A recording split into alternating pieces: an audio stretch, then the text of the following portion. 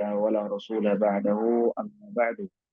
Alhamdulillah, segala puji kita panjatkan kepada Allah Subhanahu wa taala dan segala nikmat yang Allah Tabaraka wa taala limpahkan kepada kita semua hingga detik ini Allah Tabaraka wa taala masih berkenan mengumpulkan kita dalam majelis ilmu yang dengannya kita berharap kepada Allah Subhanahu wa taala.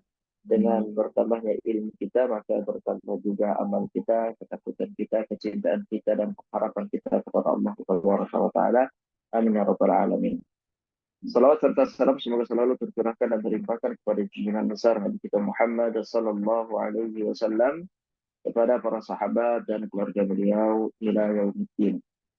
Baik jemaah sekalian dirahmati Allah Tabaraka wa taala, insyaallah kita akan lanjutkan kembali kajian kita dalam membahas tazkiyatun nafs, penyucian jiwa dalam Islam, yang dimana insyaallah kita akan lanjutkan dari halaman 41 tentang beberapa athar. Tentu ini masih berkaitan dengan bab sebelumnya yang berkaitan dengan lisan, ya.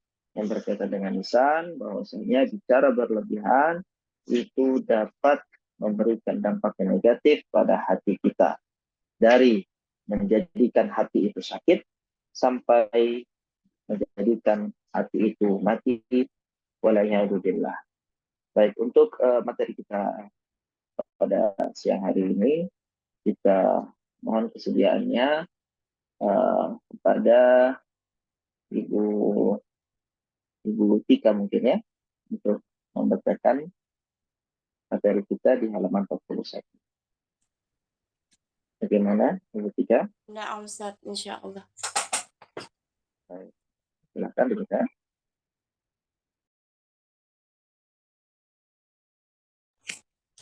Alhamdulillah, bismillahirrahmanirrahim.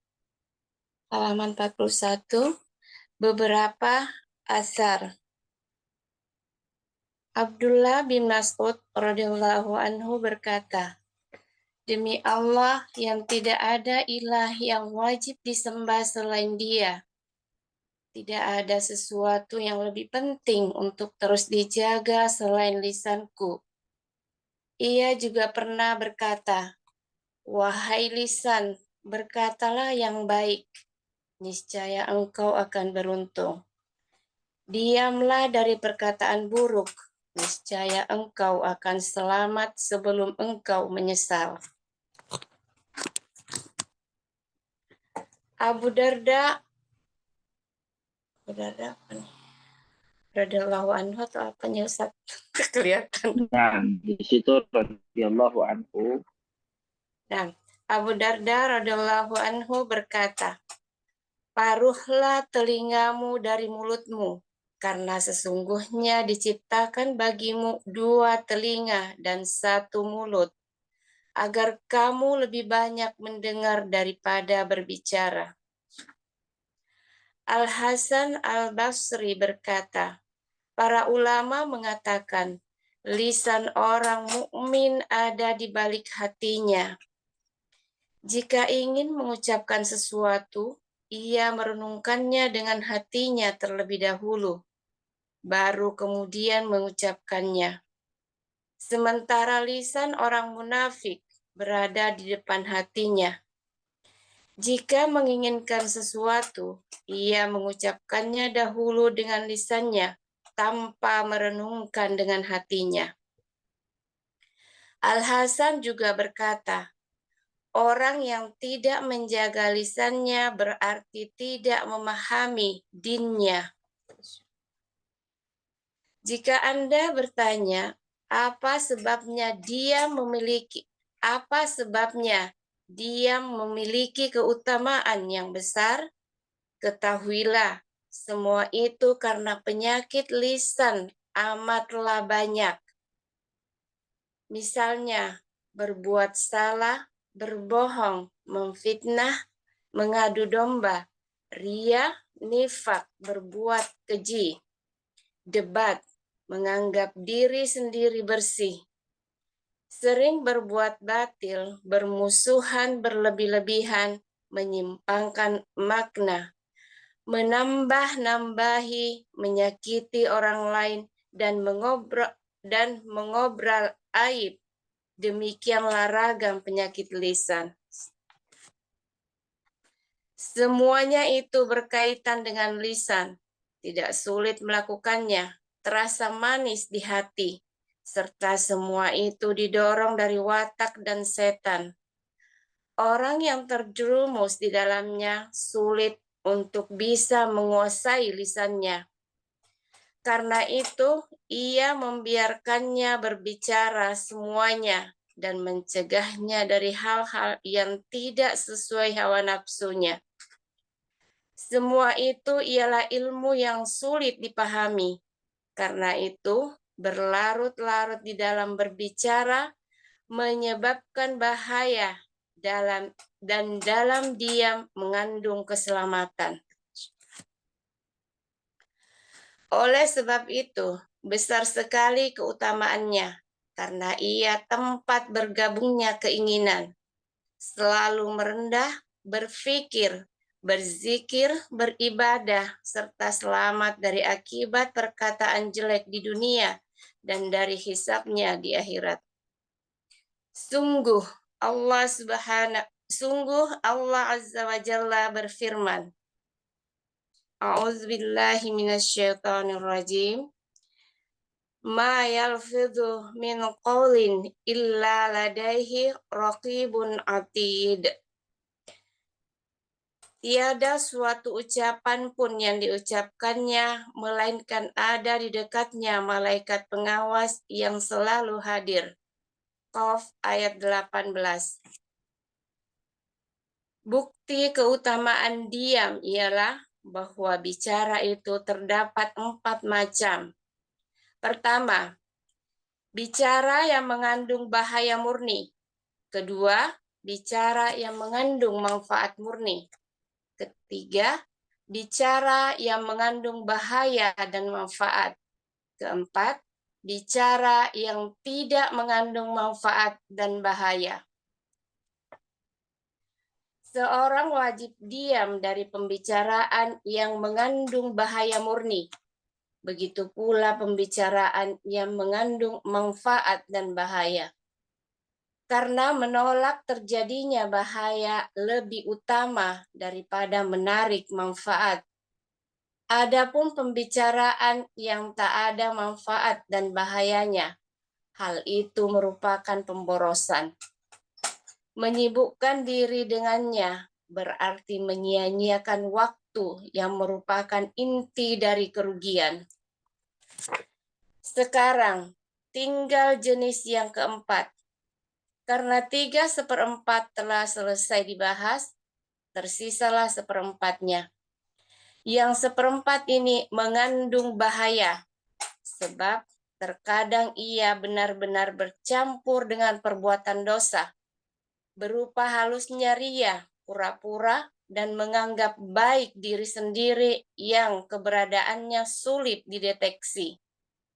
Karena itu, manusia dihadapkan pada mara bahaya. Kami akan memaparkan secara terperinci beberapa penyakit lisan yang marak terjadi. Penyakit tersebut ialah bicara yang tak berguna, ghibah, adu domba, dan pujian. Baik, barakallahu fiik, jazakallahu khairan. Dalam pembahasan di bab ini beberapa akar dikatakan atau dibawakan perkataan Abdullah bin Mas'ud radhiyallahu anhu, demi Allah, wallahu alladzi la ilaha illahu, yang tidak ada ilah yang wajib disembah selain Allah, laisa syai'un ahwaja ila tuli sijnin min lisan. Ya. Tidak ada sesuatu yang lebih penting dengan bahasa di bahasa Arabnya adalah di sini kan diartikan terus dijaga, terus dipenjara, sijin itu dipenjara, sesuatu yang terus ditahan, dipenjara, ya, melainkan lisanku.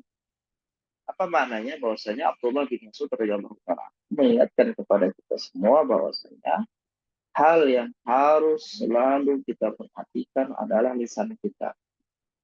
Ya, kalau seandainya kita tidak memperhatikan lisan kita dan lisan ini mengucapkan sembarangan, maka itu akan mendatangkan murka dari Allah Subhanahu wa taala.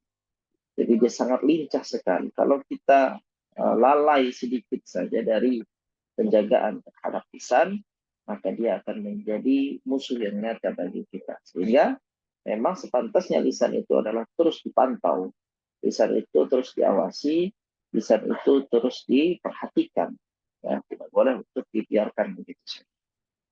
Kemudian ia juga pernah berkata, ya lisan, wahai lisan, ya qul khairan, berkatalah yang baik, niscaya engkau akan beruntung. Wahai lisan, diamlah dari perkataan buruk, niscaya engkau akan selamat sebelum engkau menyesal. Nah, tentu dalam teks perkataan ini, Abdullah bin Mas'ud ingin menyampaikan kepada kita, orang yang tidak dapat ya menjaga ucapannya dari perkataan buruk, dia pasti akan berakhir dengan penyesalan. Berapa banyak permasalahan, berapa banyak perselisihan, pertikaian yang tidak berujung, tidak dapat ketemu titiknya, itu hanya karena permasalahan lisan. Jadi memang ya, mayoritas dari permasalahan yang ada, sumber utamanya adalah lisan. Sehingga memang Allah Subhanahu wa taala ya mendatangkan syariat ini untuk kita dengan perintah menjaga lisan. Maka Nabi mengatakan qul khairan ya. Maka la yu'minu billahi wal yawmil akhir falyaqul khairan. Atau qul khairan au litasmut. Katakanlah yang baik. Dalam riwayat Nabi Shallallahu Alaihi Wasallam, barang siapa yang beriman kepada Allah dan hari akhir, ya hendaknya dia berkata dengan perkataan yang baik, au liyasmut, atau dia lebih baik diam. Sehingga diam itu memang adalah hal yang harus diambil, sikap yang harus dipilih ketika kita tidak dapat lagi untuk menjaga apa yang keluar dari lisan kita. Kita tidak bisa menjamin apakah akan keluar ucapan baik ataukah karena emosi atau karena kelalaian, ya tidak ada kewaspadaan, akhirnya keluar ucapan yang buruk. Jadi kalau memang tidak bisa menjamin, lebih baik diam. Kalau bisa jamin keluar yang keluar adalah ucapan yang baik, maka ucapkan. Abu Darda radhiyallahu taala anhu juga mengatakan, paruhlah telingamu dari mulutmu. Ya. Jadi diperintahkan di sini ya, untuk dibagi dua, ya.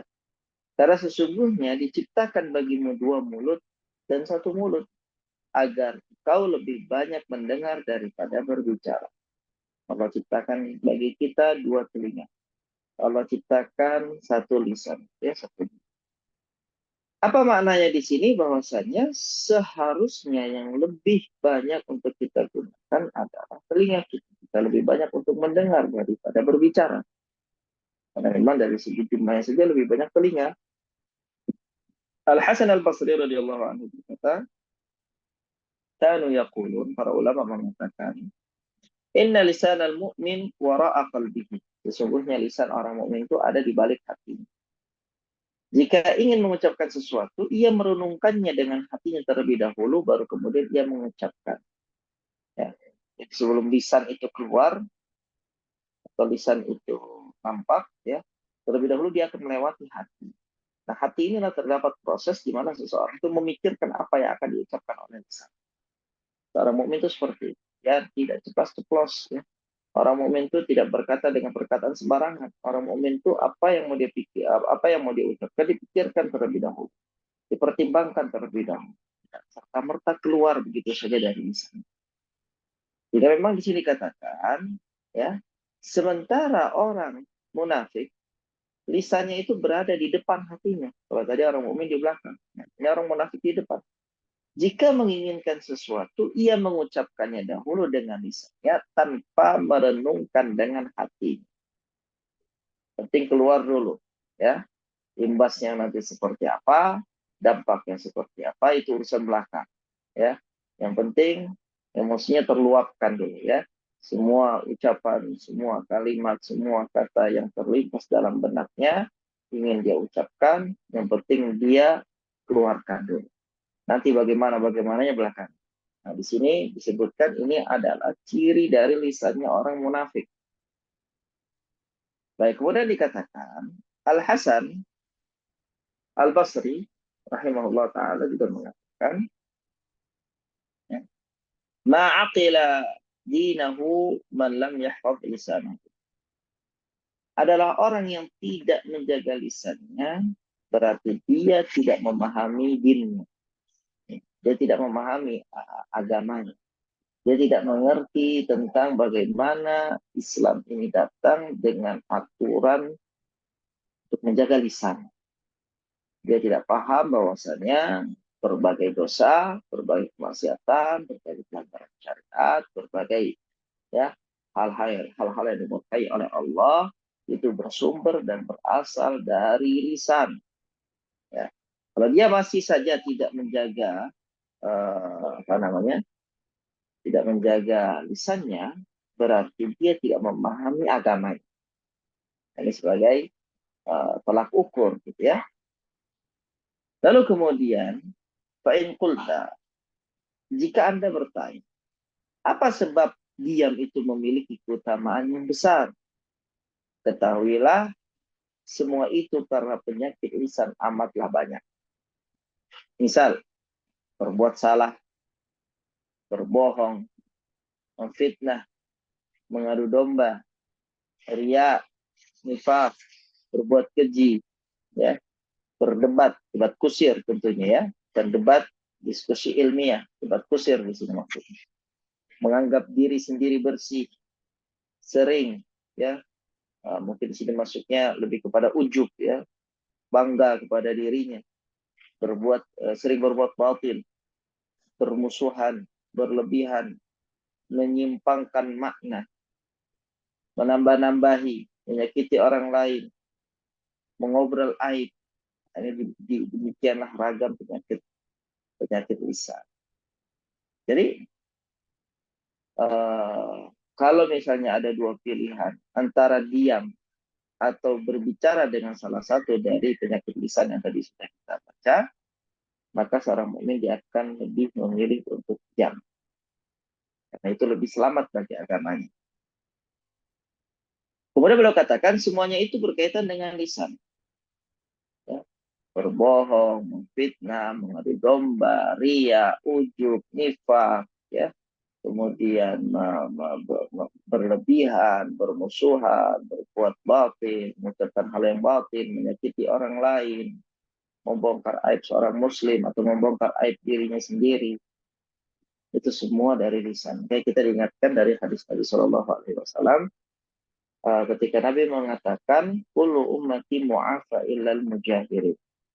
Seluruh umatku kelak akan selamat, ya, akan dimaafkan kecuali orang-orang yang melakukan dosa mujaharah. Siapa mereka yang melakukan dosa mujaharah? Yaitu orang yang bermaksiat di malam hari, Allah tutupi aibnya, tapi ketika di pagi hari dia bongkar aibnya sendiri dengan mengatakan, wahai fulan, sesungguhnya semalam aku telah melakukan ini dan itu. Gitu ya. Dia sendiri yang membongkar aibnya. Ya, dengan lisannya dia bongkar aibnya. Padahal Allah Subhanahu Wa Taala telah menjaga aibnya. Allah tutupi, tidak ada yang tahu. Sampai kemudian orang itu sendiri yang kemudian membongkar aib. Nah, ini diantara penyakit-penyakit, ya, lisan yang beragam. Semua berkaitan dengan lisan. Dosa-dosa itu tadi, semua berkaitan dengan lisan. Tidak sulit melakukannya. Mudah sekali, ya. Terasa manis di hati. Ya. Serta semua itu didorong dari watak dan setan. Jiwa yang buruk itu akan menjadi penyebab utama dari kenapa seseorang itu tidak merasa nyaman, tidak merasa tenang kalau tidak melakukan dosa. Gitu ya. Ada orang yang kemudian kalau hari itu tidak gibah itu hatinya itu nggak tenang. Ya. Kalau satu hari saja tidak ngomongin orang lain, satu hari saja tidak bongkar aib orang lain, tidak menceritakan kesalahan orang lain, gitu ya, itu hatinya nggak bisa tenang. Selalu dia putar, ya, akal dia putar, otak dia untuk mencari, untuk menggali kira-kira apa kesalahan orang lain. Inilah dia disibukkan dengan hal-hal itu, ya. Memang hatinya ini adalah hati yang buruk, Dan bisa juga dorongan dari setan, ya, karena dia tidak berpikir kepada Allah, tidak ada benteng yang kuat dalam dirinya, dalam jiwanya, hatinya, sehingga mudah untuk digoyang oleh setan, dan dia terjerumus dari dosa-dosa yang tadi berasal dari lisan. Orang yang terjerumus di dalamnya sulit untuk bisa menguasai lisannya. Karena itu ia membiarkannya berbicara semaunya dan mencegahnya dari hal-hal yang tidak sesuai hawa nafsu. Semua itu adalah ilmu yang sulit dipahami. Karena itu berlarut-larut di dalam berbicara menyebabkan bahaya dan dalam diam mengandung keselamatan. Ya, jadi kalau mau selamat, diam. Kalau mau selamat, diam. Oleh sebab itu besar sekali keutamaan ya diam itu.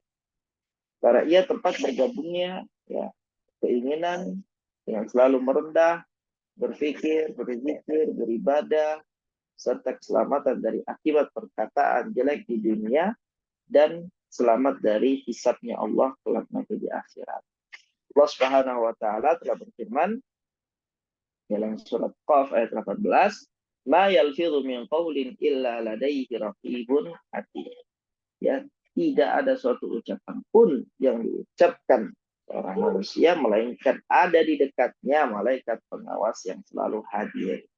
Jadi di sini Allah Subhanahu wa taala mengingatkan kepada kita para jamaah sekalian, kita nih ya, walaupun tidak ada manusia di sekitar kita, setempat tertentu atau di waktu tertentu, maka ketahuilah malaikat-malaikat pencatat amal, malaikat-malaikat pencatat ucapan kita selalu berada di sisi kita. Mereka mengintai kita, mereka melihat kita, mereka mengawasi kita, dan siap kapan saja, di mana saja, kapan ya, apa saja yang kita lakukan, yang kita ucapkan itu mereka tulis. Dan tulisan para sahabat adalah tulisan catatan yang detail, catatan yang lengkap, catatan yang sempurna, tidak luput satu huruf pun, gitu ya, dari apa yang kita ucapkan. Kalau kita ucapkan 3 meter yang ditulis oleh para malaikat juga 3 meter, ya. Kalau kita ucapkan 1 meter, gitu ya, ini tulis juga 1 meter.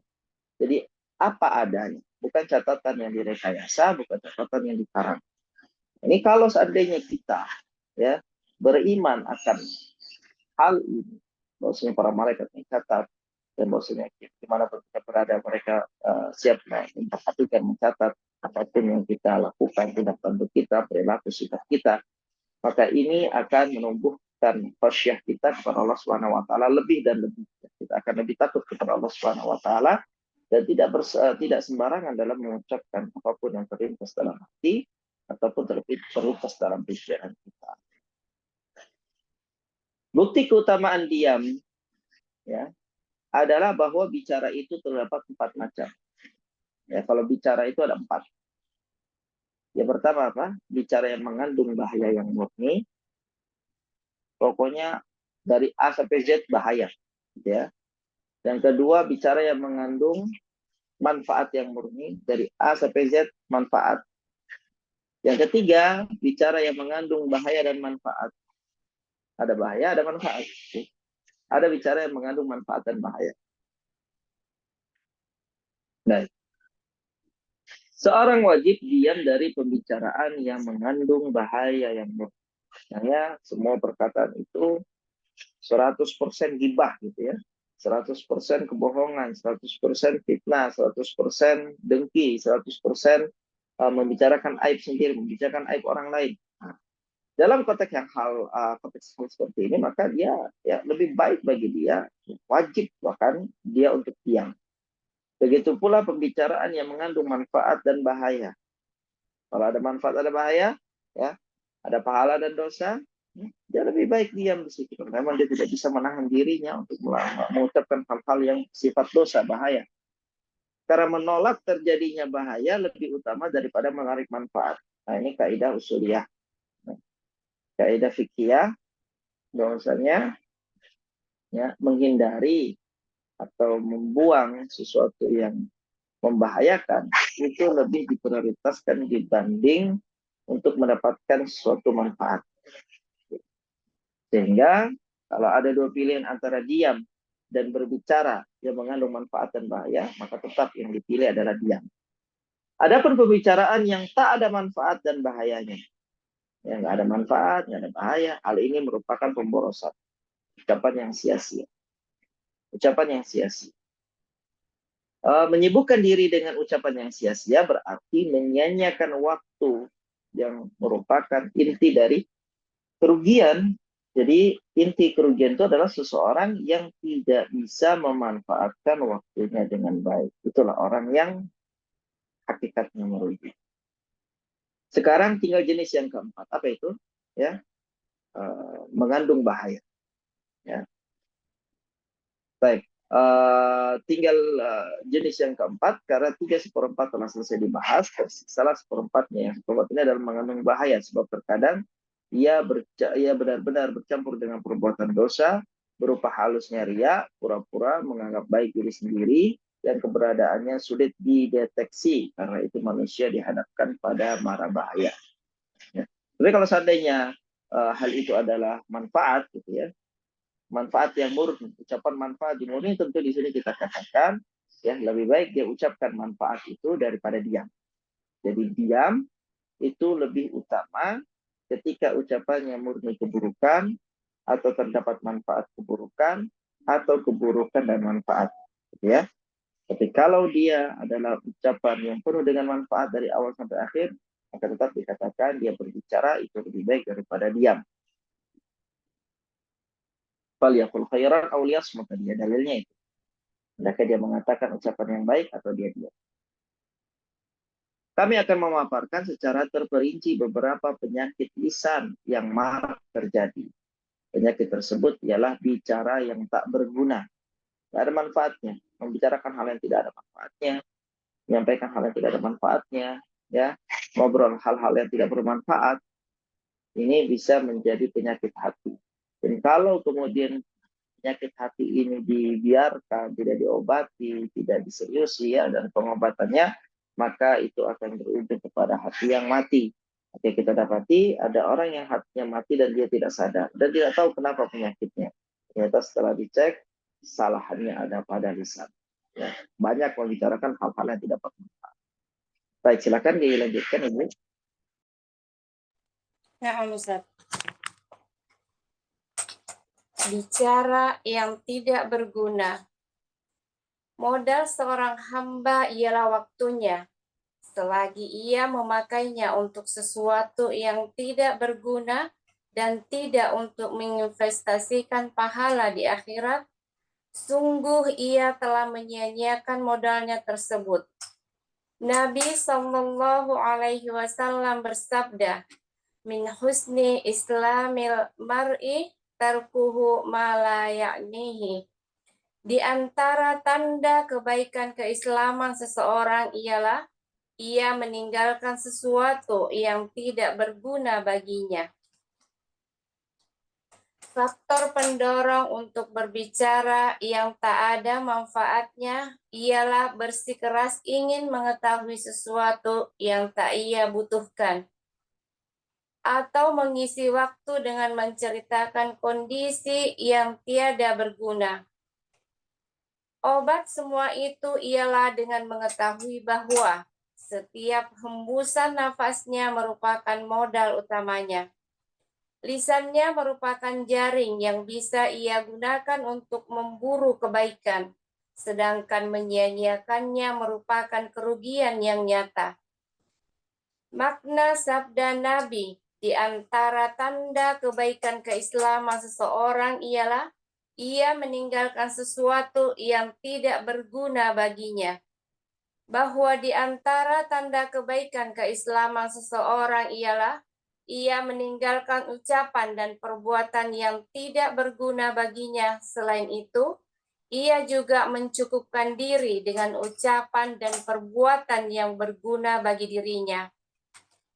Makna berguna di sini ialah yang berkaitan dengan perhatiannya, yaitu maksud dan tuntutannya. Inayah artinya perhatian yang sungguh-sungguh terhadap sesuatu. Artinya bukan meninggalkan sesuatu yang tidak ia inginkan dan ia perhatikan sesuai ketetapan hawa nafsu dan tuntutan jiwanya, tetapi ia sesuai dengan ketetapan syariat Islam. Oleh karena itu, Nabi menjadikannya sebagai salah satu tanda kebaikan keislaman. Adapun maksud yang paling kuat dari meninggalkan sesuatu yang tidak berguna ialah menjaga lisan dari pembicaraan yang sia-sia. Maurik Al-Ajli berkata, ada satu hal yang selalu saya tuntut sejak beberapa tahun, tapi belum mampu saya lakukan, dan saya masih terus menuntutnya untuk selamanya. Orang-orang bertanya, apa itu? Ia menjawab, mencegah lisan dari sesuatu yang tidak ada gunanya. Abu Ubaidah meriwayatkan dari Hasan bahwa ia berkata, di antara tanda bahwa Allah berpaling dari seorang hamba ialah Allah menjadikan hamba tadi sibuk dengan hal-hal yang tidak bermanfaat baginya sebagai bentuk penghinaan dari Allah Azza wa Jalla. Sahal bin Abdullah bertutur, barang siapa berbicara sesuatu yang tidak berguna, ia terhalang dari kejujuran. Definisi pembicaraan Anda yang tak berguna ialah, misalnya Anda berbicara sesuatu, tetapi seandainya Anda diam pun tidak berdosa, serta tidak membahayakan kondisi dan harta Anda. Ambil saja contoh, Anda duduk-duduk bersama beberapa orang, lalu bercerita mengenai perjalanan Anda. Apa yang Anda lihat selama perjalanan seperti gunung, sungai, dan kejadian-kejadian lain. Begitu pula dengan sesuatu yang Anda anggap baik, seperti makanan dan pakaian. Semua ini ialah hal-hal yang apabila Anda tidak membicarakannya, Anda tidak berdosa dan tidak berbahaya bila Anda berupaya tidak melebih-lebihkan cerita dengan memberi tambahan atau mengurangi. Atau tanpa membesarkan diri sendiri, misalnya bangga karena melihat peristiwa-peristiwa agung dan tidak mengumpat orang atau mencela sesuatu dari ciptaan Allah. Namun demikian, Anda telah menyia-nyiakan waktu Anda. Bagaimanakah Anda bisa selamat dari penyakit-penyakit yang kami sebutkan tadi? Bicara yang tiada berguna dan menambah-nambahinya, sekalipun berguna tapi melebihi kebutuhan. Juga termasuk jenis pemborosan, sebab sesuatu yang bermanfaat sangat mungkin untuk diucapkan dengan kalimat yang ringkas dengan penegasan, memastikan atau mengulanginya. Pendek kata, jika apa yang ia maksud bisa disampaikan dengan satu kata, tapi ia menyampaikannya dengan dua kata. Kata yang kedua tersebut termasuk pemborosan dan kurang terpuji. Selain itu, sebagaimana disebutkan di atas, perbuatan ini juga tercela meskipun tidak menimbulkan dosa dan bahaya. Atha bin Abi Rabbah berkata, sesungguhnya orang-orang sebelum kalian atau para sahabat Nabi membenci bicara berlebihan. Mereka menganggap semua ucapan termasuk berlebih-lebihan selain di kitabullah, sunnah Rasulullah Shallallahu Alaihi Wasallam, amar ma'ruf atau nahi mungkar, atau membicarakan tentang keperluan hidup yang memang harus dilakukan. Apakah kalian mengingkari bahwa kalian selalu diawasi dua malaikat yang mencatat amal perbuatan? Yang satu duduk di sebelah kanan dan yang lain duduk di sebelah kiri. Tiada suatu ucapan pun yang diucapkannya melainkan ada di dekatnya malaikat pengawas yang selalu hadir. Tidakkah kalian malu ketika dibukakan lembaran catatan amal yang dikerjakan pada permulaan siang? Ternyata kebanyakan isinya tidak ada kaitannya dengan kepentingan agama dan dunianya. Disebutkan di dalam sebuah asar, tidak ada kejelekan yang diberikan kepada seseorang melebihi bicara berlebihan. Baik, nah, barakallahu fiik. Lalu yang beliau angkat Berikutnya adalah tentang orang yang berbicara dengan pembicaraan yang tidak berguna. Itu di sini akan ada ya hududnya, akan ada batasan-batasannya, apa saja hal yang berguna, yang tidak masuk dalam konteks hudud minal kalam, pembicaraan yang tidak. Beliau mulai dengan pembahasan waktu. Katakan modal seorang hamba kehidupan dunia ini adalah waktunya. Ini modal terbesar. Selagi ia memakai waktu tersebut untuk sesuatu yang tidak berguna, ya, dan tidak untuk menginvestasikan pahala di akhirat, sungguh ia telah menyia-nyiakan modalnya tersebut. Dia telah menyia-nyiakan waktunya. Nabi Shallallahu Alaihi Wasallam bersabda, "Min husni Islamil mar'i tarkuhu ma la ya'ni." Di antara tanda kebaikan Islam seseorang adalah ia meninggalkan sesuatu yang tidak berguna baginya. Faktor pendorong untuk berbicara yang tidak ada manfaatnya ialah bersikeras ingin mengetahui sesuatu yang tidak ia butuhkan, ya. Tidak dalam urusan dunia, juga tidak dalam urusan akhirat. Dia kejar sesuatu, dia bersikeras untuk mengetahui, untuk menggali suatu informasi yang pada hakikatnya dia tidak butuhkan. Atau ia mengisi waktu untuk menceritakan kondisi yang tidak berguna, ya, baik itu menanyakan ataupun kemudian menceritakan. Pokoknya kalau itu tidak berguna masuk dalam konteks itu. Obat semua itu adalah dengan mengetahui bahwa setiap hembusan nafasnya merupakan modal utamanya. Bagaimana cara untuk menghentikan seseorang yang banyak berbicara, sesuatu yang tidak bermanfaat? Ini jawabannya, ya, obatnya. Dia harus sadar bahwasanya modal terbesar yang ia dapati dari Allah Subhanahu wa taala untuk masuk ke dalam surga adalah waktu. Kalau dia dapat gunakan waktunya ini semaksimal mungkin dalam hal yang bermanfaat, maka sungguh dia adalah orang yang beruntung. Tapi kalau dia gunakan waktunya, habis waktunya, terforsir waktunya untuk hal-hal yang tidak berguna, tidak ada kaitannya dengan tujuan utamanya diciptakan di dunia, maka sungguh dia adalah orang yang merugi. Dia harus sadar dulu poin ini. Ya. Setiap hembusan nafasnya, ya, modal utamanya, ya, adalah waktu. Lisannya merupakan jaring yang bisa ia gunakan untuk memburu kebaikan. Jadi kebaikan-kebaikan yang didapati lewat lisan. Ya. Sedangkan menyia-nyiakan lisan, menyia-nyiakan, ya, waktu merupakan kerugian yang nyata.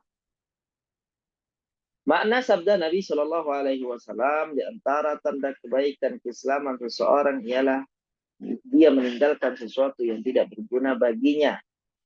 Bahwa di antara tanda kebaikan keislaman seseorang adalah ia meninggalkan ucapan, ia meninggalkan perbuatan yang tidak berguna baginya. Nanti bisa ditimbang, ya. Setiap apapun yang ingin kita lakukan, setiap apapun yang ingin kita ucapkan, kita lihat ada nggak manfaat duniawinya, ada nggak manfaat ukhrawinya. Kalau ada manfaat ukhrawinya maka lakukan, ya. Kalau ada manfaat duniawinya, ya, tentu ini yang berhubungan dengan hal-hal yang memang kebutuhan mendasar kehidupan seorang manusia, maka hendaknya dia mengucapkan hal tersebut. Tapi kalau bukan ukhrawi, bukan duniawi, ya, maka ini adalah masuk dalam berbicara dalam hal-hal yang tidak berguna. Baik, kemudian dikatakan makna hadis Nabi tersebut bahwa di antara tanda kebaikan keislaman seseorang adalah ia meninggalkan ucapan dan perbuatan yang tidak berguna baginya. Selain itu juga ia mencukupkan diri dengan ucapan dan perbuatan yang berguna bagi dirinya. Jadi cari yang bermanfaat, yang tidak bermanfaat tinggalkan. Makna berguna di sini adalah yang berkaitan dengan perhatiannya, yaitu maksud dan tuntutannya. Inayah, ya, artinya perhatian yang sungguh-sungguh terhadap sesuatu. Artinya bukan meninggalkan sesuatu yang tidak diinginkan dan ia perhatikan sesuai ketetapan hawa nafsu dan tuntutan jiwanya, tetapi yang sesuai dengan ketetapan syariat Islam. Ya, jadi kalau kita lihat Nabi SAW bersabda, di antara tanda kebaikan keislaman seseorang adalah yang meninggalkan sesuatu yang tidak berguna baginya. Berguna ini harus sesuai dengan ketetapan syariat. Kita pahami kebergunaan, kemanfaatan sesuatu itu kita lihat dari kacamata syariat. Oleh karena itu Nabi Shallallahu Alaihi Wasallam menjadikannya sebagai salah satu tanda kebaikan keislaman. Apa ini? Ya, meninggalkan perkataan yang tidak bermanfaat itu adalah tanda kebaikan keislaman pada seseorang. Adapun maksud yang paling kuat dari meninggalkan sesuatu yang tidak berguna adalah menjaga lisan dari pembicaraan yang sia-sia. Maurid al-Ajli atau al-Ajli berkata, ada satu hal yang selalu saya tuntut sejak beberapa tahun, tapi belum mampu saya lakukan dan saya masih terus menuntutnya untuk selamanya. Orang-orang bertanya, apa itu wahai Maurid? Dia menjawab, mencegah lisan dari sesuatu yang tidak ada gunanya. Ya, jadi selama bertahun-tahun dia hidup di dunia, ya, dari kesadarannya akan pentingnya menjaga lisan, dia selalu bermujahadah, ya, dia selalu berusaha semaksimal mungkin untuk mencegah lisannya mengucapkan sesuatu yang tidak ada gunanya. Abu Ubaidah meriwayatkan dari Hasan bahwasanya Hasan berkata, ini di antara athar yang masyhur dari Al-Hasan Al-Basri. Di antara tanda bahwasanya Allah berpaling dari seorang hamba adalah Allah menjadikan hamba tadi sibuk dengan hal-hal yang tidak bermanfaat baginya sebagai bentuk penghinaan dari Allah SWT. Jadi gini ya, teman sekalian, kalau kesibukan kita itu adalah kesibukan yang bermanfaat dari hal-hal yang ada di dalam syariat, ya, kesibukan-kesibukan yang sifatnya ukhrawi, ya, maka itu berarti tanda Allah sayang dan cinta pada kita. Tapi kalau kesibukan kita itu adalah kesibukan yang tidak bermanfaat bagi, ya, keselamatan akhirat kita, tidak ada manfaatnya dalam konteks syariat, maka itu adalah tanda Allah berpaling dari kita.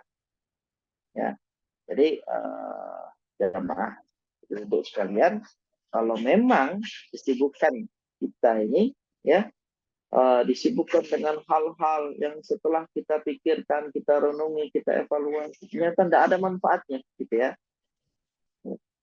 Berarti itu tanda Allah berpaling dari diri kita. Dengan menyibukkan kita sesuatu yang tidak ada. Sebagai apa? Sebagai bentuk penghinaan. Jadi orang-orang yang disibukkan dengan kajian, gitu ya, disibukkan dengan ibadah, disibukkan dengan zikir, disibukkan dengan menuntut ilmu, disibukkan dengan membaca Al-Quran, disibukkan dengan mendengarkan kajian. Ini adalah bentuk pemuliaan Allah padanya. Ini kemuliaan.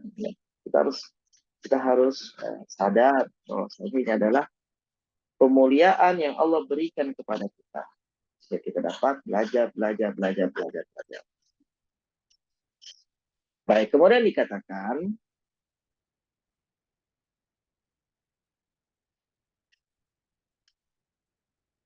Sahal bin Abdullah bertutur, barang siapa yang berbicara sesuatu yang tidak berguna, maka ia terhalang dari kejujuran. Misalnya orang yang banyak ngomong, maka banyak salahnya juga. Ya, karena dia akan terbawa arus usuk berbohong. Gitu ya. Orang yang sukanya banyak berbicara, dia akan kehabisan materi sehingga dia akhirnya mengarang. mengarang sesuatu yang tidak sesuai dengan faktanya, gitu ya. Dan akhirnya dia akan terhalang dari kejujuran, ya. Dia bisa menceritakan suatu hal yang hakikatnya tidak seperti. Definisi pembicaraan Anda yang tak berguna adalah misalnya Anda berbicara sesuatu, tetapi seandainya Anda diam pun tidak berdosa serta tidak membahayakan kondisi dan harta Anda.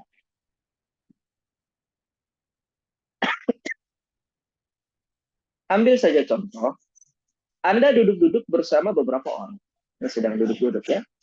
Lalu kemudian Anda bercerita mengenai perjalanan Anda, apa yang Anda lihat selama perjalanan, seperti gunung, sungai, dan kejadian-kejadian lainnya. Begitu pula dengan sesuatu yang Anda anggap baik, seperti makanan dan pakaian. Jadi lihat cerita, ngalor ngidul cerita, ya. Sana lihat ini, lihat itu, sana lihat ini. Semua ini adalah hal-hal yang apabila Anda tidak membicarakannya, ya, Anda tidak berdosa, gitu ya, tidak berbahaya bila Anda berupaya tidak melebih-lebihkan cerita dengan memberi tambahan atau mengurangi, ya.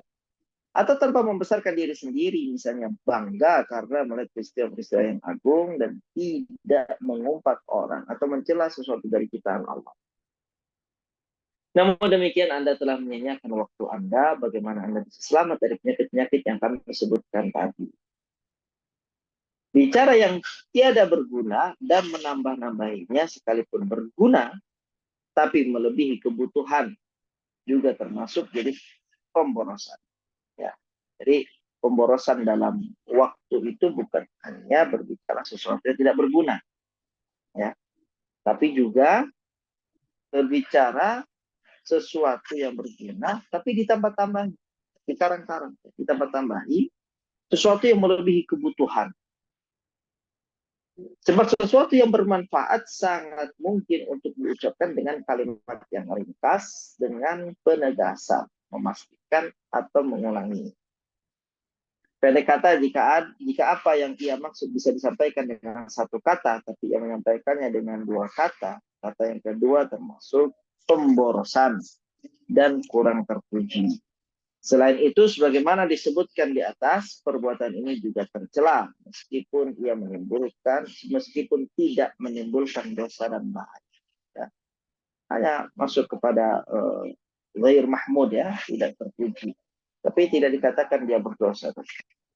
Atha bin Abi Rabah berkata, sesungguhnya orang-orang sebelum kalian dari para sahabat Nabi membenci bicara berlebihan. Mereka menganggap semua ucapan termasuk berlebih-lebihan selain kitabullah, selain sunnah Rasulullah, amar ma'ruf nahi munkar, atau membicarakan tentang keperluan hidup yang memang harus dilakukan. Nah, ini batasannya. Ya. Kaum salaf, para sahabat Nabi Shallallahu Alaihi Wasallam, ya, itu tidak suka bicara yang berlebihan, sesuatu yang tidak ada manfaat. Bagi mereka, suatu perkataan itu dianggap tidak bermanfaat dan berlebih-lebihan kalau perkataan itu selain kitabullah, selain ayat Al-Quran, ya, selain hadis Rasulullah, selain amar ma'ruf, menyuruh kepada kebaikan, selain nahi mungkar, ya, selain melarang dari kemungkaran, selain dari membicarakan tentang keperluan hidup yang memang harus dilakukan. Jadi kalau poin-poin ini nggak termasuk berlebihan dalam berbicara. Tapi kalau selain ini, nah itu masuk dalam berlebihan dalam berbicara. Apakah kalian mengingkari bahwa kalian selalu diawasi dua malaikat yang mencatat amal perbuatan, yang satu duduk di sebelah kanan dan yang lain duduk di sebelah kiri? Tidak ada suatu ucapan pun yang diucapkannya, melainkan ada di dekatnya malaikat pengawas yang selalu hadir. Tidakkah kalian malu ketika dibukakan lembaran catatan amal yang dikerjakan pada permulaan siang, ternyata kebanyakan isinya tidak ada kaitannya dengan kepentingan agama dan dunia. Jadi beliau katakan di sini, apa tidak malu nanti, ya, ketika kita mendapatkan buku catatan amalan kita, kita lihat, ya, mayoritas dari apa yang kita ucapkan, apa yang kita lakukan adalah sesuatu yang tidak ada manfaatnya bagi kepentingan agama dan dunia. Nah, ini sungguh memalukan. Disebutkan di dalam sebuah athar, tidak ada kejelekan yang diberikan kepada seseorang melebihi dari bicara berlebihan. Baik, kita lanjut berikutnya ke tema gibah. Silakan dilanjutkan, Ibu. Nah, Ustaz. Ghibah. Definisi ghibah ialah sebagaimana terlukis dalam hadis yang diriwayatkan dari Abu Hurairah radhiyallahu anhu. Anna Rasulullah qala atadaruna mal ghibah. Qala zikruka akhaka bima yakrahu. Qala ara'aita in kana fi akhi ma aqul. Qala in kana fihi ma taqulu faqad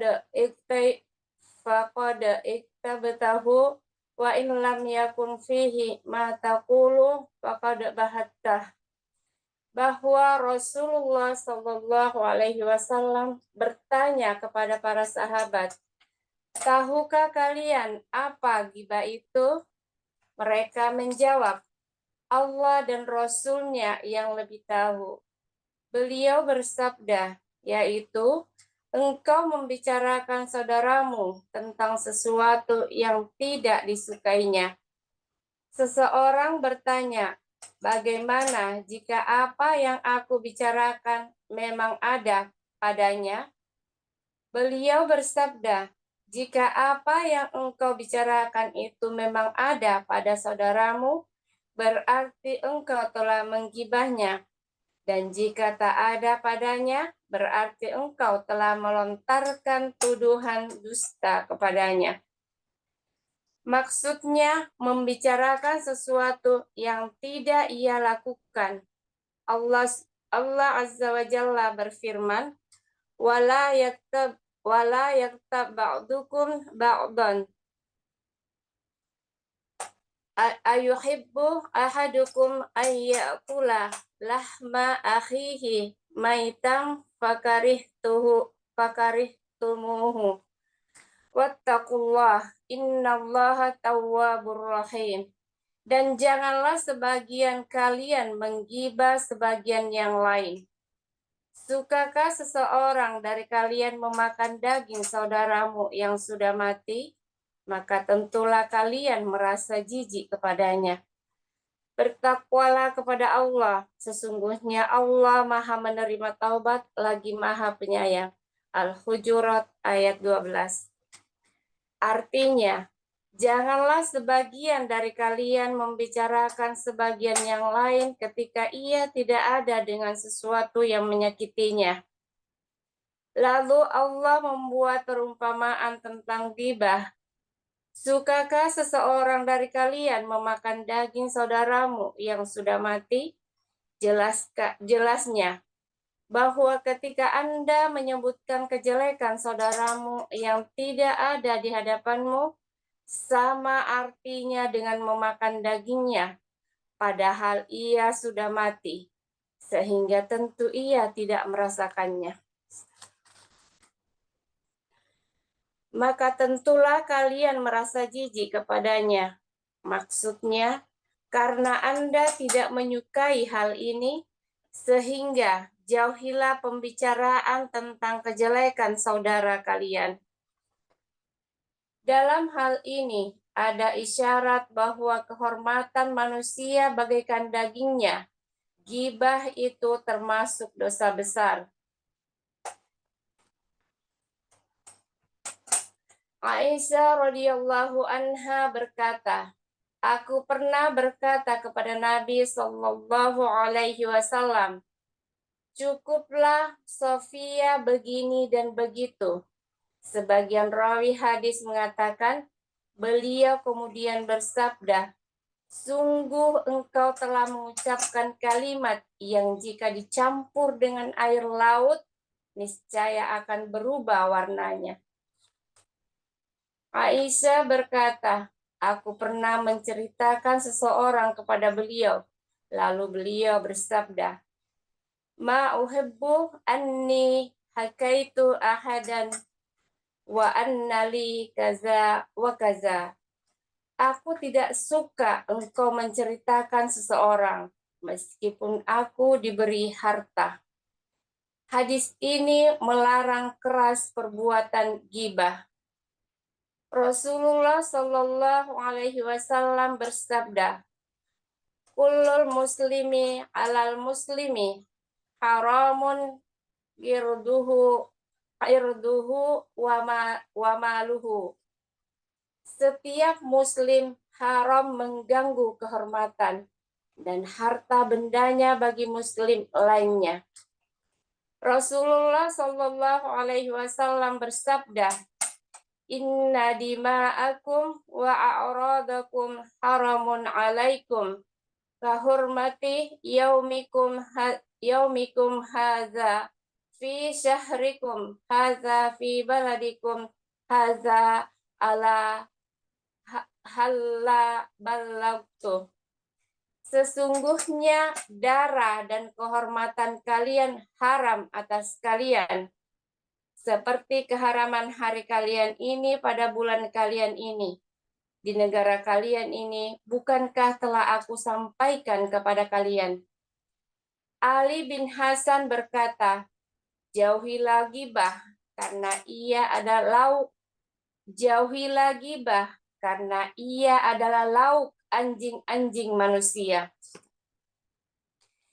Jadi makna ghibah ialah Anda membicarakan saudara Anda yang tidak ada di tempat dengan sesuatu yang ia benci jika ia tahu, baik itu berkenaan dengan kekurangan pada tubuh, nasab, akhlak maupun pakaiannya. Sejelek-jelek ghibah ialah ghibahnya orang-orang yang berpura-pura zuhud, yang suka pamer.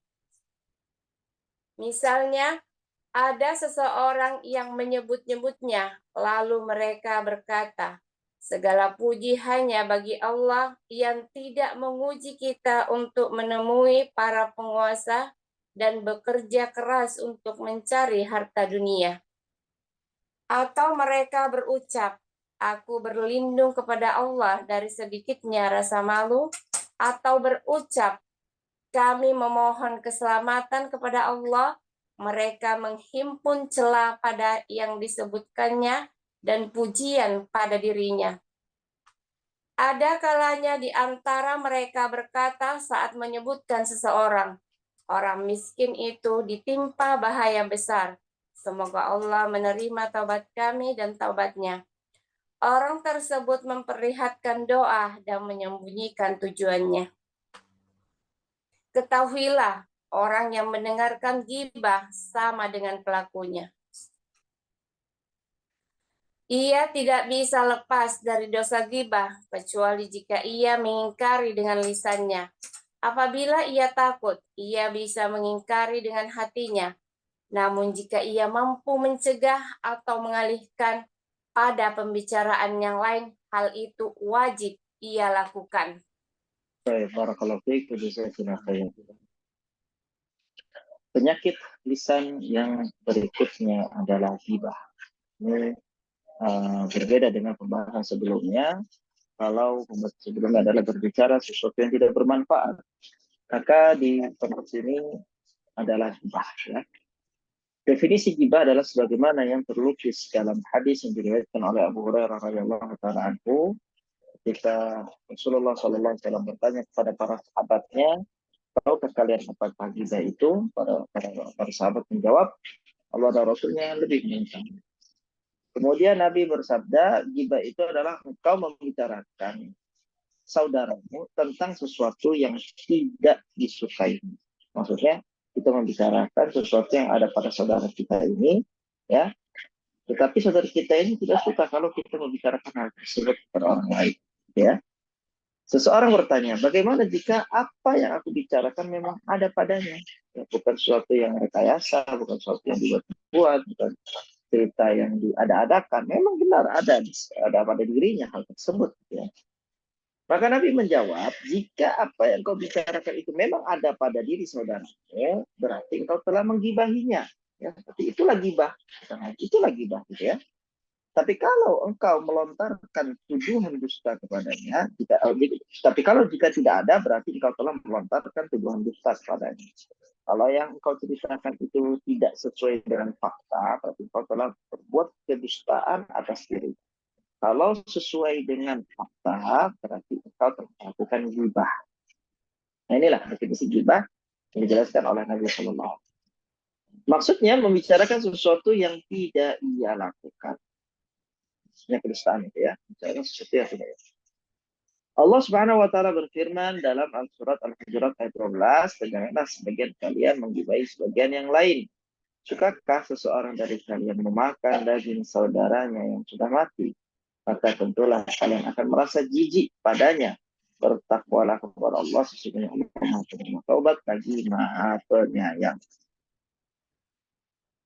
Artinya janganlah sebagian dari kalian membicarakan sebagian yang lain ketika ia tidak ada dengan sesuatu yang menyakitinya. Lalu Allah membuat perumpamaan tentang riba dengan firman-Nya, "Sukakah seseorang dari kalian memakan daging saudaramu yang sudah mati?" Jelasnya bahwa ketika Anda menyebutkan kejelekan saudaramu yang tidak ada di hadapanmu, sama artinya dengan memakan dagingnya padahal ia sudah mati, sehingga tentu ia tidak merasakan. Perkataan Nabi Shallallahu Alaihi Wasallam, perkataan Allah Subhanahu Wa Taala dalam ayat 12 surat Al-Hijr, maka tentulah kalian merasa jijik kepadanya. Maksudnya karena Anda tidak menyukai hal ini, menyukai daging tadi ya, daging mentah tadi atau daging busuk. Sehingga jauhilah pembicaraan tentang kejelekan saudara kalian. Dalam hal ini ada isyarat bahwa kehormatan manusia bagaikan daging. Kehormatan manusia itu bagaikan daging. Kalau ada orang yang mencabik-cabik kehormatan orang muslim, maka itu ibaratnya dia sedang memakan dagingnya. Ghibah itu termasuk dosa besar. Nah, ada yang menarik di sini, di footnote halaman 44, disebutkan ya tentang 6 hal yang membolehkan seseorang itu membicarakan keburukan orang lain kepada ya orang yang diajak bicara. Ini 6 pengecualian. Selain ini tidak diperbolehkan. Yang pertama adalah pengaduan. Di sini disebutkan perkataan Imam An-Nawawi bahwasanya diperbolehkan ghibah karena tujuan yang bersifat syar'i. Hal ini dipicu 6 faktor. Yang pertama, pengaduan. Orang yang dizalimi boleh mengadu kepada pemimpin atau siapapun yang memiliki kekuasaan atau kemampuan untuk menguruskan orang yang menzaliminya. Misalnya, si fulan telah berbuat zalim kepadaku, atau si fulan telah melakukan ini kepadaku. Boleh. Pengaduan. Ya. Lalu, dia harus sampaikan kepada orang yang memiliki kemampuan untuk meluruskan atau memberikan hukuman. Yang kedua adalah permohonan bantuan untuk mengubah perkara mungkar dan orang yang bermaksiat ke jalan yang benar. Dia berkata kepada orang yang diharapkan mampu membantunya, si fulan telah melakukan ini, cegahlah ia darinya, dan lain sebagainya. Yang ketiga adalah permintaan fatwa dengan berkata kepada seorang mufti, penjuru fatwa, si fulan atau ayahku atau saudaraku atau suamiku berbuat zalim kepadaku. Apakah ia boleh melakukan hal itu? Bagaimana caraku untuk melepaskan diri darinya dan mencegah kezalimannya? Hal ini diperbolehkan karena ada kebutuhan yang berdasarkan hadis Hindun dan ucapannya sesungguhnya Abu Sufyan seorang laki-laki yang bakhil. Baik, kemudian yang keempat adalah memperingatkan kaum muslimin dari kejelekan. Hal itu karena beberapa alasan. Yang pertama, terbukanya atau cacat akhlaknya para rawi hadits, syuhud, saksi, dan penulis kitab. Menurut ijma' hal ini diperbolehkan, bahkan wajib untuk menjaga eksistensi syariah. Kemudian yang kedua adalah menyampaikan berita ketika bermusyawarah. Yang ketiga, ketika kamu melihat orang yang membeli barang yang cacat, kamu melihat pencuri, orang yang berzina, minum minuman keras, dan lain sebagainya, untuk mengingatkan pembeli tersebut kalau ia tidak mengetahuinya. Selain itu sebagai nasihat, bukan untuk menyakiti dan merusak. Yang keempat adalah ketika kamu melihat orang yang selalu bersama orang fasik atau pelaku bid'ah untuk belajar ilmu darinya dan ringan mudaratnya bagimu, kamu wajib menasihatinya dengan menjelaskan kondisinya dengan tujuan memberi nasihat. Terima seorang penguasa yang tidak berbuat sebagaimana mestinya karena ketidakmampuannya atau kefasikannya, lalu ia mengingatkannya kepada orang yang mempunyai kekuasaan untuk memberitahu kondisinya agar ia tidak takjub oleh amalnya dan harus terus menapaki jalan kebenaran. Baik, berikutnya yang kelima adalah terus terang dengan kefasikan atau bid'ahnya. Misalnya minum minuman keras, mencegah orang-orang menjabat kekuasaan yang batil, maka diperbolehkan mengatakan keterus terangannya dan tidak boleh melakukan yang lain kecuali ada sebab lain. Keenam, pemberitahuan, di mana dikatakan apabila seseorang terkenal dengan julukan A'mash, lakop ya, orang yang kabur penglihatannya, atau lakop yang lain yaitu A'rad, orang yang pincang, Azraq, orang yang berkulit biru, Al-Fasir, orang yang pendek, A'ma, orang yang buta, Al-Aqfa, orang yang putus tangannya, dan sebagainya, boleh memberitahukan atau menyebutkannya, namun tidak boleh mengatakannya dengan tujuan meremehkan. Apabila ada cara lain untuk memberitahukannya, ya, maka hal itu lebih baik. Ini diambil intisarinya dari syarah An-Nawawi atau Sahih Muslim. Baik, kemudian dikatakan, Aisyah radhiyallahu taala anha berkata, aku pernah berkata kepada Nabi Shallallahu alaihi wasallam, Sofia ini begini dan begitu.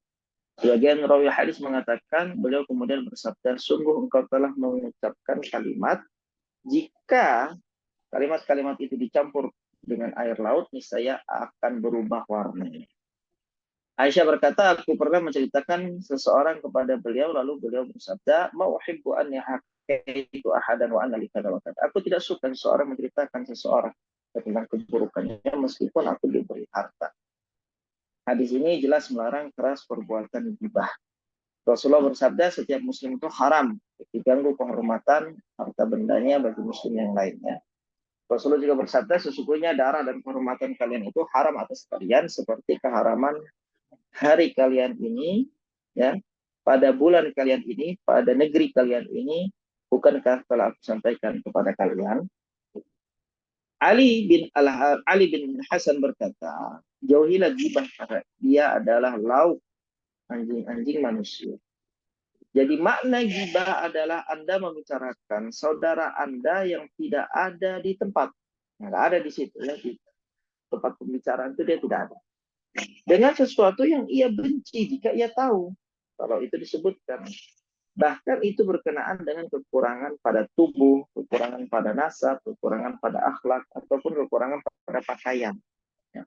Sejelek-jelek ghibah ialah ghibah orang-orang yang berpura-pura zuhud, yang suka pamer. Misalnya ada seseorang yang menyebut-nyebutnya, lalu mereka berkata, segala puji hanya bagi Allah, tidak memuji kita untuk menemui para penguasa dan bekerja keras untuk mencari harta dunia. Ini sambil menyindir gitu ya.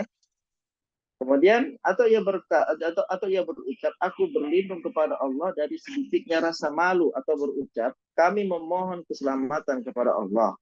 Mereka menghimpun celah pada yang disebutkannya dan pujian pada dirinya. Ada kalanya di antara mereka berkata saat menyebutkan seseorang, orang miskin itu ditimpa bahaya besar. Semoga Allah menerima tobat kami dan tobatnya. Orang tersebut memperhatikan doa dan menyembunyikan tujuannya. Ketahuilah, orang yang mendengarkan ghibah sama dengan pelakunya. Kalau memang tidak ada pengingkaran ya. Jadi orang yang mendengarkan majelis ghibah, orang yang berada di majelis ghibah itu sama dosanya dengan orang yang mengucapkan ucapan ghibah. Selama tidak ada pengingkaran. Ia tidak bisa lepas dari dosa ghibah tersebut kecuali jika ia mengingkari dengan lisannya. Apabila ia takut dengan lisannya, ia bisa mengingkari dengan hatinya. Namun jika ia mampu mencegah atau mengalihkan pada pembicaraan yang lain, hal itu wajib ia lakukan. Ya, itu tadi pembahasan tentang ghibah. Di pertemuan berikutnya, insya Allah kita akan bahas sisa bab ini tentang hal-hal yang mendorong ghibah, terus bagaimana untuk menerapi ghibah, ya, mengobati ghibah ini, terus kafarahnya apa? Kalau seseorang sudah melakukan ghibah, Ya, penggugur dosa ghibah itu apa? Ya, insyaallah menjadi pembahasan kita datang. Sallallahu ala Muhammadin wa ala alihi wa sahbihi wa sallam. Jazakumullahu khairan wa barakallahu. Baik, Jazakallahu khairan wa barakallahu fiki pada jamaah yang telah berpartisipasi dalam membacakan materi dan juga kepada Al-Ustaz Abu Ayyub. Jazakallahu khairan wa barakallahu fik wa sallallahu ilaik. Atas ilmu yang telah disampaikan.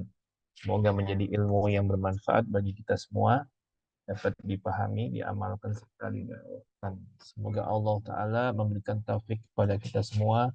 Amin ya rabbal alamin. Baik, selanjutnya kita masuk ke sesi tanya dan menjawab. Bagi jemaah yang ingin bertanya, dipersilahkan.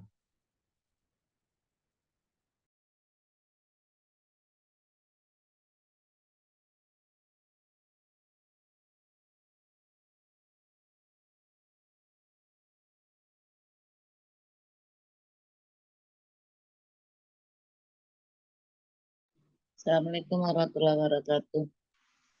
Waalaikumsalam warahmatullahi wabarakatuh. Ustadz, dua yang dibahas hari ini berbicara berlebihan dengan gibah ini, Masya Allah ya, luar biasa agama ini. Artinya, saya dengarnya agak rada sesek nih Ustadz. Artinya, memang meliputi dalam kehidupan sehari-hari. Nah, saya mau bertanya nih Ustadz, yang tadi disebut nih di sini, berbicara berlebihan. Kalau itu tidak dalam berbicara mengenai agama, terus berbicara dunia. Maksud di dunia ini nih yang ada kepentingan kehidupan dunia ya Ustadz. Artinya sebagaimana Ya, spesifiknya. Seperti apa Ustadz bisa dicontohkan kah? Untuk kepentingan, kalau agama udah jelas. Yang berbicara mengenai kepentingan dunia berarti terkait dengan yang bisa mendatangkan manfaat kah ke dalam kehidupan dunia atau bagaimana itu Ustadz? nah, Isam seseorang yang bekerja dan pekerjaannya berkaitan dengan komunikasi gitu ya. Dia menawarkan barang, ya, dia menjual barang. Nah, itu diantara hal-hal yang dikecualikan. Itu Nah, diperbolehkan. seandainya begini Ustadz, yang dekat sekali dengan kehidupan, misalnya nih kita jauh berbicara lah, kumpul samanya keluarga, kumpul gitu kan. Itu kan di sana berbicara yang nanti kan mulai bertanya nih si Anu tuh bagaimana kabarnya. Nah, dimulaikan dengan berbicara mencari tahu, berbicara bertanya tentang keadaan gitu loh kan Ustadz, saudara atau siapa saja gitu. Terus nanti kan lama-lama tuh mengarah yang sesuatu yang tidak bermanfaat. Ini kan berbicara tetap masuk yang berlebihan ya Ustadz. Nah, kalau memang yang diawali dengan pertanyaan tentang kabar, tentang kondisi kesehatan, ini masih dalam ranah yang diperbolehkan ya. Tapi kalau sudah melebar kemana-mana sampai pembicaraan tentang aib, tentang kesalahan, tentang dosa, tentang kekurangan, nah itu baru yang harus dihindari. Terus misalnya kan kita nih suka nih, kita pada acara tersebut tidak datang, terus kita bertanya, bagaimana tadi begini-begini, menceritakan, tadi kan sebut itu Ustadz bahwa melihat ini sebenarnya nggak perlu diomongin gitu kan Ustadz. Ini kan memang lekat banget dengan kehidupan kita yang luar biasa. Buatnya saya itu kan artinya tadi dibagi 4 itu Ustadz. Diam itu jadi bermanfaat. Kalau berbicara harus ini, itu kan bisa melakukan hal itu jika lawan bicara kita atau itu yang sama-sama belajar. Kalau enggak kan ini kenapa sih dia jangan ngomong sombong banget bahasanya kan gitu. Kok nggak ngomong sepotong-sepotong gitu loh Ustadz. Ini bagaimana mensikapinya demikian Ustadz? Nah, tentunya apa yang disampaikan tadi, ya, kita kalau ditanya sesuatu ya kita jawab, ya, yang berkaitan dengan itu. Itu tidak sepotong-sepotong juga, gitu ya, tidak kaku-kaku juga. Ya saja jangan berlebihan, harus sesuai dengan porsinya. Karena memang yang dibutuhkan oleh orang yang berbicara kepada kita atau bertanya kepada kita, kita berikan informasi sesuai dengan apa yang diharapkan, gitu ya. Nah, yang dilarang itu adalah sesuatu yang berlebihan. Berlebihan bagaimana? Ya sesuai konteksnya, sesuai kondisinya, sesuai dengan situasinya, dan tentu orang itulah yang tahu gitu ya. Pada dasarnya di sini dibahas tentang kemanfaatan itu ada pada kita dan ada pada orang yang kita ajak bicara. Kalau memang suatu informasi itu bagi dia juga tidak penting gitu ya, kita tidak usah sampaikan gitu ya. Seperti tadi dicontohkan, dia kemana, dia ceritakan semua apa yang dia lihat gitu ya. Padahal orang yang diajak bicara juga tidak memerlukan informasi tersebut gitu. Kecuali kalau memang dia butuhkan, apa-apa itu untuk disampaikan. Nah, yang dipermasalahkan adalah dia membicarakan setiap apapun yang dia dengar, membicarakan setiap apapun yang dia lihat, gitu ya, membicarakan setiap apapun yang dia rasakan, gitu ya. Bahkan bukan hanya terbatas pada lisan saja, bahkan sudah sampai kepada untuk curhat di medsos, gitu ya, menulis di status WA, menulis di status Facebook, gitu ya, dan medsos yang lain. Tentu ini masuk dalam berlebihan, ya, dalam berbicara, dalam mengungkapkan. Ya, Ustadz, artinya begini ya Ustadz. Nah, makanya tadi dibahas itu dikaitkan jika kamu beriman kepada Allah dengan hari akhir. Ini kan sesuatu hal ya Ustadz, peringatan besar. Artinya karena sesuatu itu kan kemudian dikaitkan juga bahwa di sisinya kamu tuh ada malaikat yang senantiasa mencatat gitu loh. Ini kaitannya luar biasa dengan memang rukun iman itu ya Ustadz. Jadi tidak bisa terlepas dari rukun iman, arti beriman kepada Allah, beriman pada kitabnya, memang Allah berfirman demikian, malaikat gitu kan, hari akhir ya Ustadz. Artinya nih sesuatu orang yang tidak takut dengan bahwa akan dihisap nanti gitu loh. Tadi kan disebut lisan itu kan mudah banget itu, mulai dari hal yang biasa itu merembetnya tanpa disadarin ya Ustadz, ngomong itu tuh Masya Allah. Nah, Emang lidahnya ya. bertulang nih Ustadz, luar biasa Masya Allah. Saya termasuk orang yang karena saya termasuk orang yang banyak ngomong Ustadz. Kan ini kan luar biasa nih menstopkan arti itu tuh keinginan. Saya jadi teringat suratnya kalau saya nggak khilaf di Az-Zumar itu kan, jika disebut nama Allah dia nggak senang gitu. Kalau gitu ngomongnya nggak mau melulu, dikit-dikit Allah, dikit-dikit Allah. Terus kita akhirnya mengalihkan pembicaraan untuk ini yang luarnya tuh melantur kemana-mana gitu. Dia senang kalau ngomongin Allah, dia nggak suka. Tapi kalau ngomongin dunia, dia senang gitu loh. Nah ini kan kalau kita berbicara dengan orang yang kita belajar, mereka senang diajak ngomong ayat gitu loh. Tapi kalau kita berbicara dengan orang, kan semua kita untuk berdakwah atau menyampaikan sedikit ilmu ini kan bagaimana kita harus berinteraksi. Nah ini kan untuk menghindari kapan batasnya kita stop itu memang harus betul-betul dibutuhkan sesuatu hal yang luar biasa ya Ustadz. Saya sendiri seperti pribadi merasakan hal yang seperti itu. Bagaimana Ustadz mensikapin seperti itu? Nah, sorry. Ya, tadi emang ada orang-orang yang seperti itu ya. Dia ketika bicarakan hal-hal dunia sangat tertarik gitu ya. Ketika membicarakan tentang akhirat, tentang Allah Subhanahu wa taala, tentang siksa neraka, kenikmatan di surga, tentang azab di kubur, dan barzakh, tentang mahsyar, dia tidak suka membicarakan hal-hal itu ya. Ada ketertarikan dalam membicarakan hal-hal itu. Dan tentu ini merupakan tanda, itu tadi yang kita baca ya, itu adalah tanda keberpalingan Allah darinya. Makanya dia disebutkan dengan hal-hal yang tidak bermanfaat gitu ya. Dia lebih suka untuk membicarakan hal-hal yang menyenangkan, seperti jalan-jalan gitu ya, macam makanan, gitu, macam pakaian, macam style fashion, macam-macam apa namanya, tempat-tempat hiburan, itu lebih dia sukai gitu ya. Sesuatu yang tidak bermanfaat, tapi dia sukai dan dia tersibukkan dengan itu dalam hatinya. Jadi itu jelas tanda bahwasanya satu, hatinya bukan hati yang sehat, hatinya adalah hati yang sakit, atau bisa jadi hati yang mati. Ya. Kemudian yang kedua, tanda Allah berpaling darinya. Yang ketiga itu adalah bentuk penghinaan Allah kepada dirinya. Seperti tadi perkataan. Allahu a'lam. Iya Ustaz, apa maksudnya gini, pada saat itu aneh, misalnya saya pernah dialog tuh begini, saya ngomong, aku sih kalau begitu takut ini mati. Kenapa sih kalau ngomong selalu mati? Kok yang relax, yang enak, ngomongin apa gitu. Artinya saya bilang kita ini umurnya sudah sekian 60. Saya suka mengingatkan gitu kan, kalau diajaknya Nah, enggak, saya takut gitu loh. Kematian itu nggak tahu di mana. Saya bilang saya khawatir yang diisi ikhtiarkan untuk mati husnu, tidak husnu, apa mati kita itu husnul khotimah kan, tapi kita nggak ngerti pada ke sana kita mati gitu kan, Ustaz, tidak sempat bertobat. Saya bilang takut. nah, Terus kenapa sih kalau ngomong sama lu selalu mati mulu, yang enak-enak kenapa sih? Dia bilang gitu sama saya. Astagfirullah. Terus dia bilang ke saya ini sakit, jadi saya harus diajak ngomong yang senang-senang. Oh, saya pek hati saya, berarti nggak pas nih saya gitu. Itu makanya itu kan artinya kan nih kalau kita ingin masuk berarti kan keluar dari rel nih Ustadz. Nah ini kan bahaya. Nah saya untuk menghindar itu kalau eh, 3 kali dia telepon, sekali saya angkat karena saya khawatirnya saya yang keikutan, karena iman kita ini naik turun kan Ustadz, takutnya ya, kita yang bahwa terbawa gitu loh.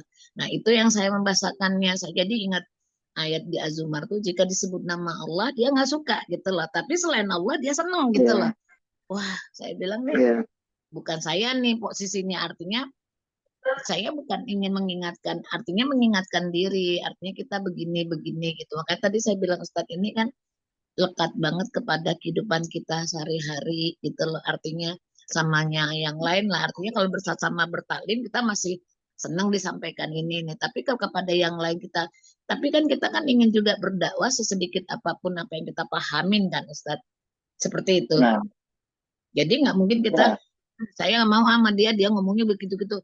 Nah ini kan ya saya akhirnya kan on off, artinya menahan diri untuk tidak langsung ini, khawatir kalau makin kita ini dia makin menjauh gitu. Begitu ya Ustadz memahaminya. Ini luar biasa nih ya, antara tentu. Nah, ibadah ya, dengan menahan diri dari jadi ngomongnya Ustadz.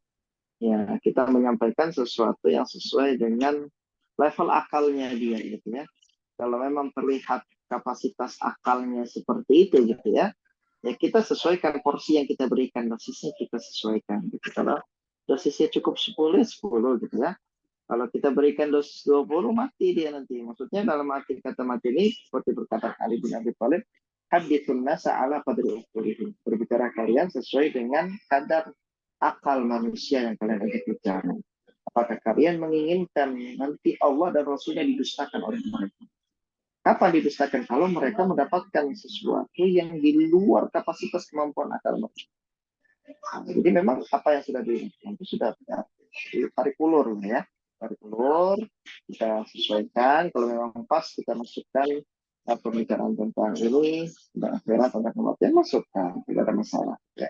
Jadi kalau kemudian dia sudah menampakkan ya tadi yang disebutkan ya ketidaksukaan apa apa ya sudah tidak perlu untuk dilanjutkan, tapi bukan itu juga alasan kita untuk berhenti komunikasi atau mendakwahi dia gitu ya. Itu kita mengedepankan di sini kepentingan agama untuk berdakwah gitu ya. Apa yang dia berikan atau responnya tentu ini menjadi sesuatu yang sampingan lah ya, sampingan. Respon itu kembali kepada hidayah Allah ya Ustadz ya, kita seperti Nah, sana ya. misalnya, Artinya kita nggak boleh meninggalkan karena keinginan nafsunya kita, artinya wah kalau gini nggak usah deh ngomong-ngomong lagi gitu, nggak juga boleh gitu ya Ustaz. ya, enggak boleh gitu juga. Baik Ustaz, jazakallah khair, barakallahu fiik.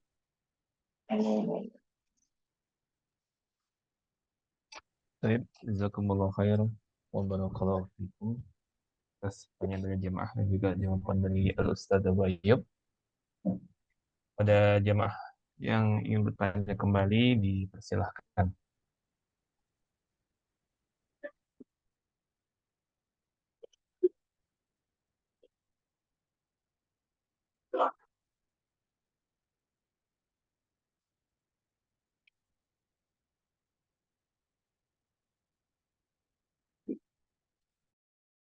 Assalamualaikum Ustaz.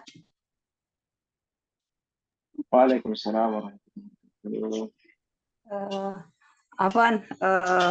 Ya seperti Bu Maiti tadi ya, materinya Masya Allah ya. Jadi ngeri juga ya orang-orang yang ghibah.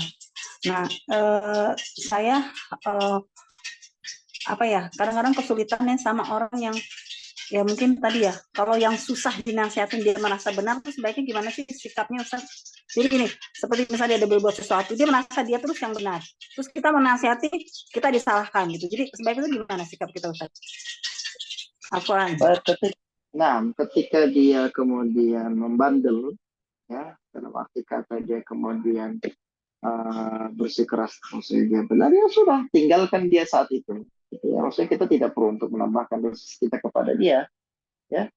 Cari waktu yang lain, kemudian dia dalam kondisi bisa, kita harapkan dia bisa menerima kebenaran, sampaikan lagi gitu ya.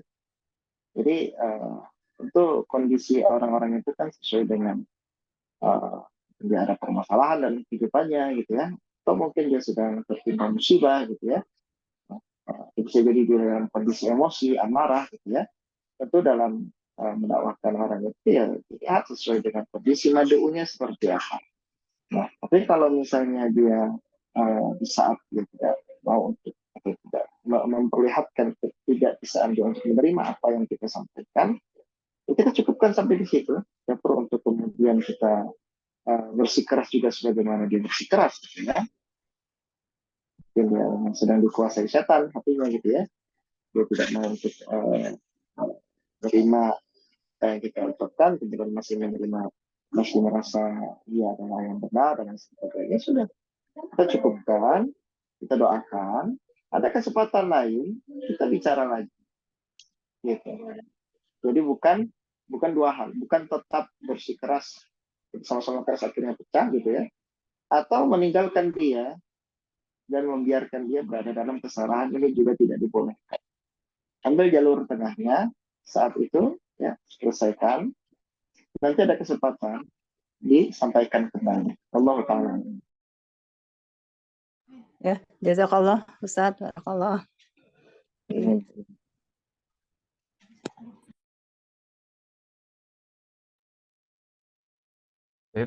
Jazakumullah khair wa barakallahu fikum. Pertanyaan dan juga penjelasan dari Al-Ustaz. Masih ada waktu Ustaz ya. Pada jamaah yang ingin bertanya kembali dipersilahkan.